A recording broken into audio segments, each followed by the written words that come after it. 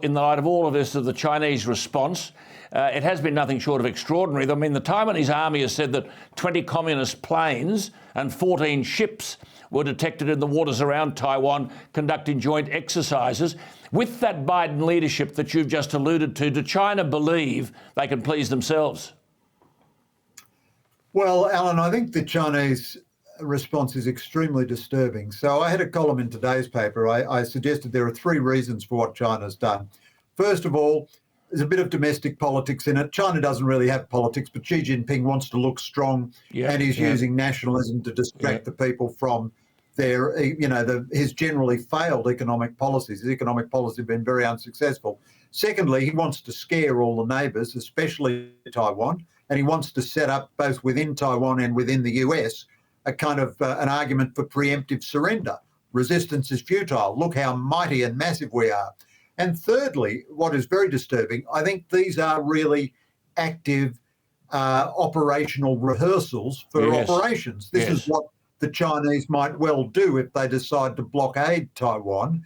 And it's a very big, complex operation. You've got to get Air Force, Navy, Army, missiles, cyber, satellites, everything operating together. And to be able to rehearse it on full scale is an important step to being able to do it.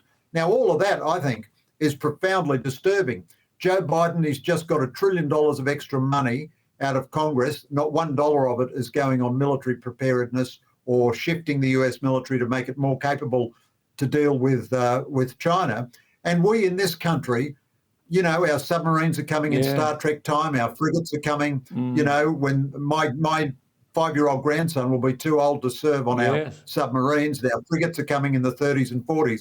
So I think the Albanese government has to really get cracking and acquire capabilities that are relevant for us. Missiles, drones, more ships, maybe a conventional submarine in the meantime. And if we don't do that, I think we're just we're a nation of fools. Metaphorically, Greg, I keep saying we couldn't defend ourselves against a barrow full of marbles. I mean, in the light of the resources that are available to us.